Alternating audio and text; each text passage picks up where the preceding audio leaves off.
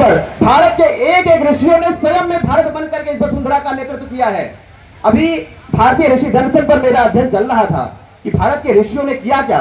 भारत के ऋषियों ने भारत को विश्वगुरु कैसे बनाया, भारत के ऋषियों ने भारत को सोने की चिड़िया कैसे बनाई। तो उसके पीछे की जो प्रेरणा है ना, कि भारत के ऋषियों ने तप किया, पुरुषार्थ किया। भारत के एक एक ऋषियों ने अपनी योग प्रज्ञा से, अपनी आध्यात्मिक प्रज्ञा से अपनी चेतना को इतना प्रबल कर दिया कि वो उनकी एक एक वाणी विचार हो गई, उनके एक एक शब्द मंत्र बन गए और उन्होंने पूरी वसुधा का नेतृत्व किया। भारत की भूमि पर महर्षि पतंजलि जन्मे, लाखों योनियों पर अनुसंधान किया, पूरे वसुधा को अकेला व्यक्ति योग देकर के आरोग्य कर दिया।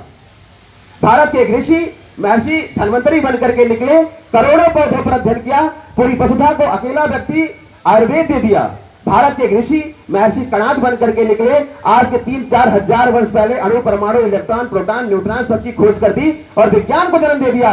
भारत के एक ऋषि महर्षि सुश्रुत बनकर के निकले, आज से 4000 वर्ष पहले उन्होंने चिकित्सा के 600 पद्धतियों का आविष्कार करके पूरी वसुधा को चिकित्सा दे दी।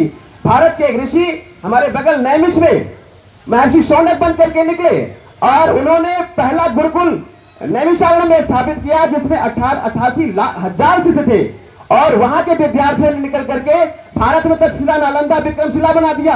भारत में शिक्षा प्रणाली को इतना सुदृढ़ कर दिया कि जिस समय पूरी वसुधा में कोई शिक्षा का केंद्र नहीं था, उस समय ऋषि शौनक जी के विद्यार्थी निकल करके भारत में 7.5 लाख गुरुकुल की स्थापना कर दी। ये भारत की भूमि है।